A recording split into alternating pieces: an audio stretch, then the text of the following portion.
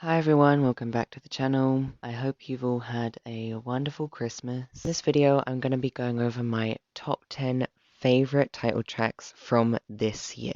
Now, I think this has been a great year for K-pop, so it was really hard to only nail it down to 10 songs, but I think I've just about managed to do it. As always, if you do enjoy it, make sure to leave a like and subscribe, and let's get into it. Starting off with the title tracks, at number 10 we have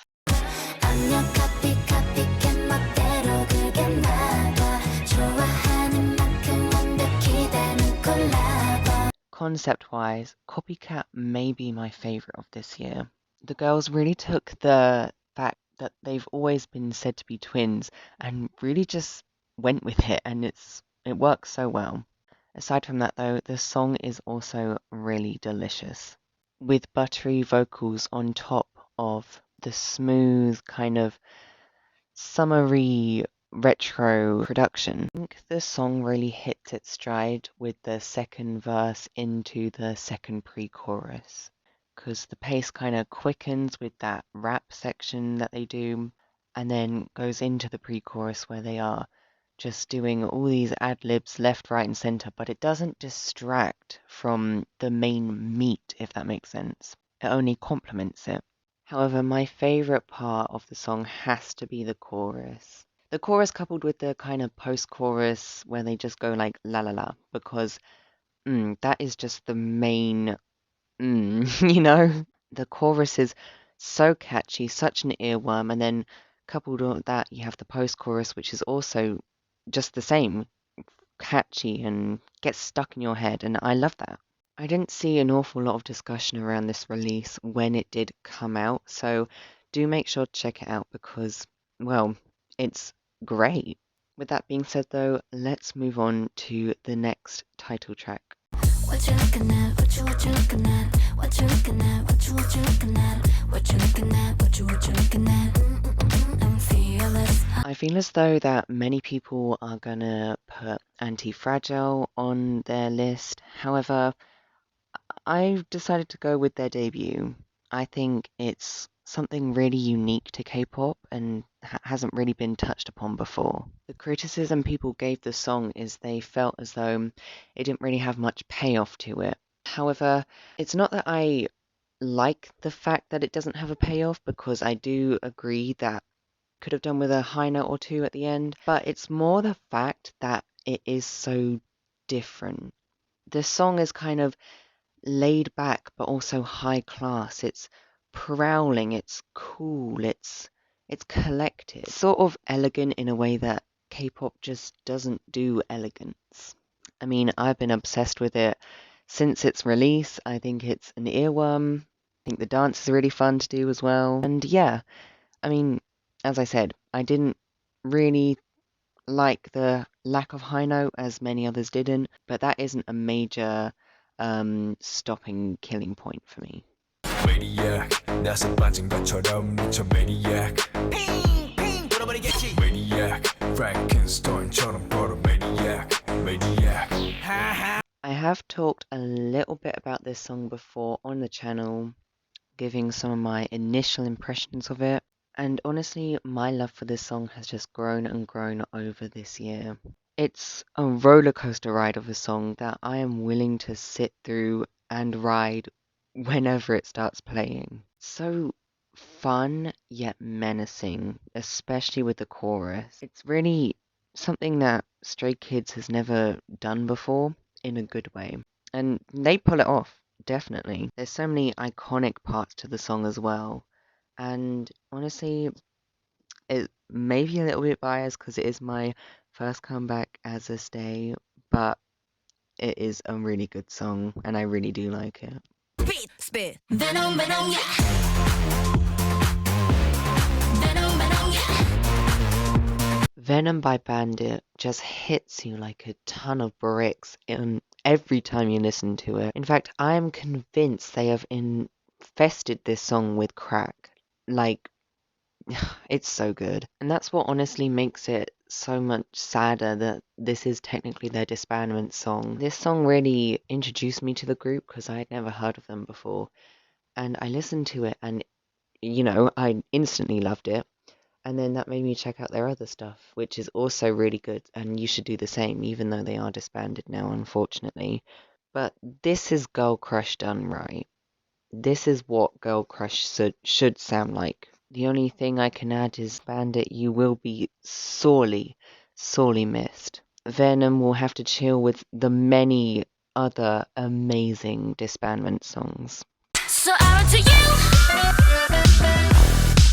So I run to you. Yet another early release that I have just kept coming back to.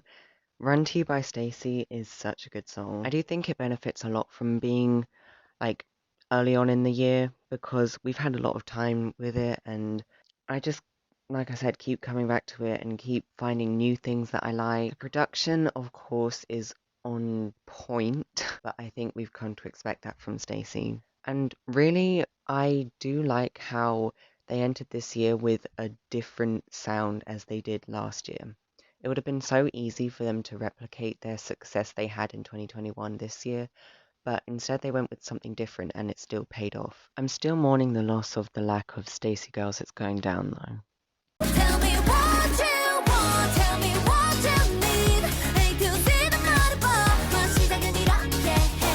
This has to be one of my favourite Twice eras for the group. Everything about this song, the mini, the stages, it just feels so free and joyful and celebratory. The fact this song was robbed of any music show wins is a criminal offence, literally criminal. And where do I begin to say what I like about the song? I mean, Chewie and Jonghyun's pre-chorus with their vocals, amazing. The chorus pounding and just full of life. The dance is addicting. It's just everything about this I love.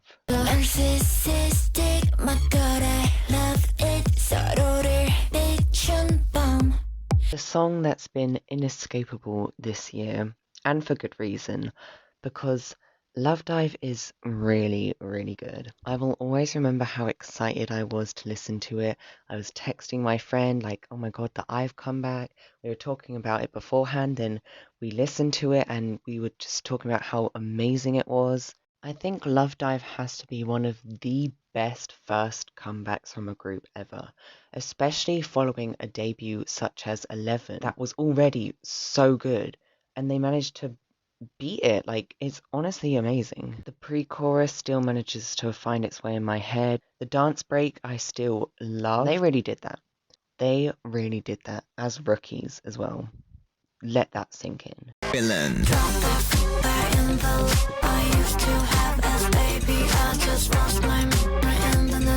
While 2022 has not been a great year for the group, Villain by Pixie has still managed to find its way in the number 3 spot. The track is very experimental, but in a good way, and I like it. It starts off very kind of creepy, but then it picks up the pace as it goes along. It is kind of exploding with raps here and there, vocals, whatever, when it comes to the second verse. The standout for me, though, has to be the chorus. It's definitely the most memorable part of the song, and the catchiest.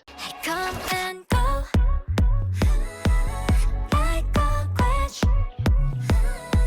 I've made a whole video dedicated just to talking about how good I think this song is, but Glitch by Unbi is literally a masterpiece in my eyes. I go way more in depth in the video, but just summary, I guess. I love how it's experimental, but it's not so off-putting. It's not so different.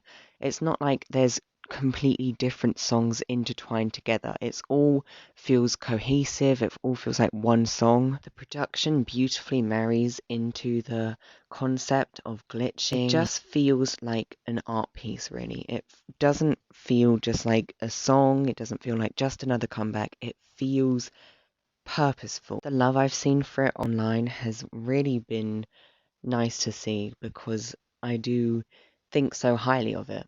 I really do like it, however, it is not my favourite. It's not my number one. My number one favourite title track of this year is, in fact, I Am You.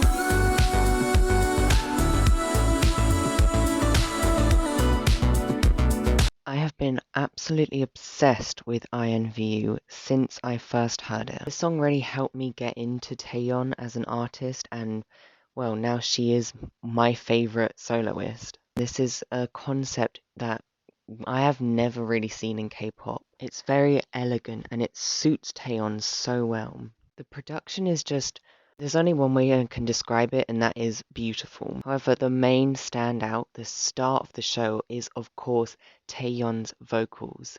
She truly is one of the best vocalists in K-pop, and this song really is a great example of that. I love the song, I love the dance, I love the stages, I love the album. Everything about this song, everything surrounding this song is perfect. Well, there you have it. Those are my top 10 favorite title tracks from this year. I really hope that next year is as good as this year was because, as I did say, this year has been one of the best years music-wise. As always, if you did enjoy, make sure to leave a like and subscribe. You can also let me know in the comments what your top 10 be as well. Stay safe, and I'll see you on the next one.